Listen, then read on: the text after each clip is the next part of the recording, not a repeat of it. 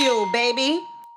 How long are you prepared to take this grind? Because sometimes people watch this grind, they see somebody come out of nowhere, or they think the person hasn't been grinding. They don't know they had to put 10 years, like Kevin Samuels had to put 10 years in, or these dudes over here, 8 years over here, 7 years over there. Are you prepared for that long haul and grind?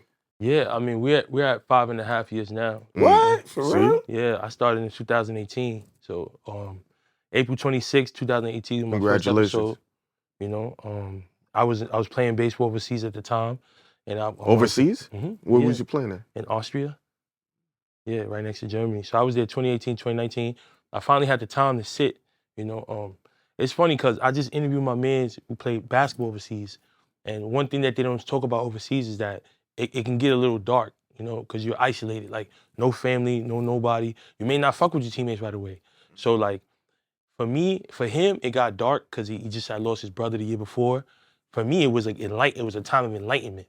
Like, oh wow, like I got time. What I'm gonna do with this time? Cool. I want to put out positive content. So I started Conversation with Zoe. You know what I'm saying? So peace and love, world. Welcome to episode Conversation with Zoe. 5.5 years ago. You know, so for me, for me, I see it as service.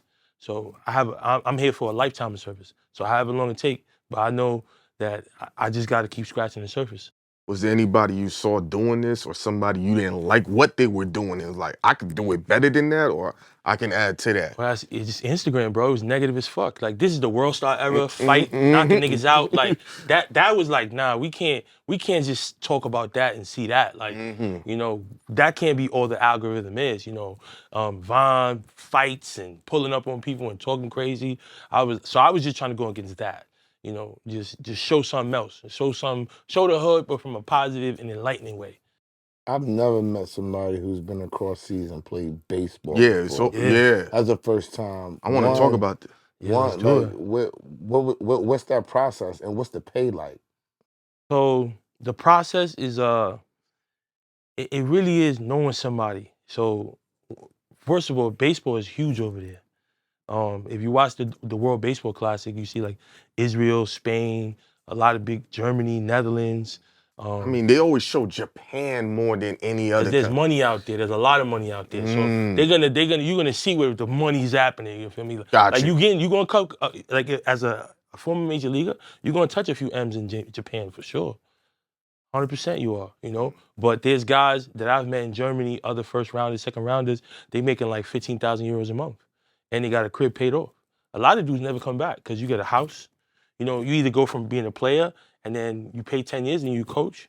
And you're the coach of the team, you still got a house paid off, you got kids, and you know, you living rent-free with 15,000 euros a month. Which is like That's 30, that's like almost 30K over here, like 27K over here? No, it's like 16, 17. Oh, because the it's value close. of the euro has dropped. Oh, it dropped, okay. Yeah, so it's not that high. But for me, I spoke to my man Albert Gonzalez. He was like, yo, bro, I played baseball in Spain. And you know, you young, you should give it a shot. So that's actually how I started my YouTube channel, was putting up my clips, my workouts, my hitting and all that stuff. And I was sending to coaches. So I got shout out to Baseball Jobs Overseas. I made a profile, uploaded my stuff, and coaches start to reach out. So with me, what was hard is that I had no college stats. Like, I went to college 4 years and had nothing to show for it with the 2 surgeries, the racist coach, and everything else that happened. But I don't knock that because that's the way God wanted it to be for me. For me, like, my pops died my senior year of college, but baseball went downhill 4 years prior to that. So at that point, I just manned up, went to school, got a job, like just focusing on other things. I was still on the team, but baseball wasn't my end all be all. Gotcha. And I think God made it that way because look what was gonna happen.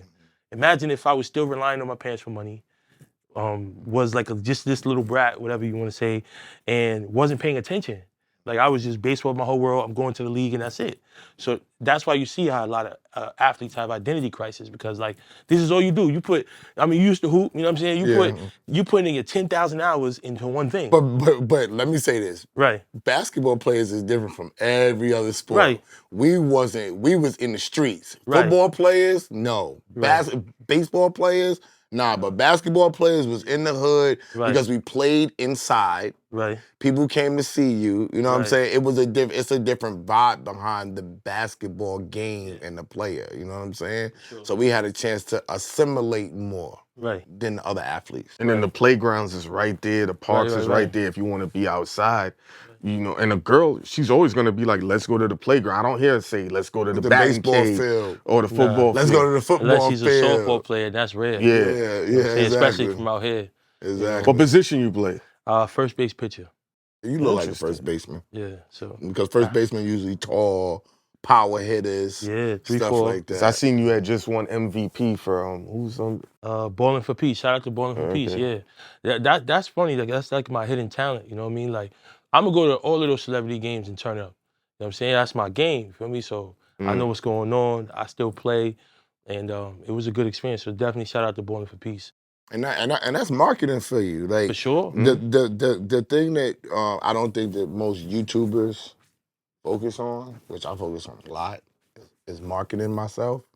I'm big on cross marketing myself. I'm big on stuff like that. Like we don't even get invited to even. I play basketball, but people don't invite me to games and stuff like that. Those are the type of things that I would go and I would participate in because you get to see people one-on-one. They get to see a whole nother side of you, and it's actually fun, and it's great content Right. to go on, and you take that content and you cross-market yourself, and then they look at you differently and say, oh, you're an athlete.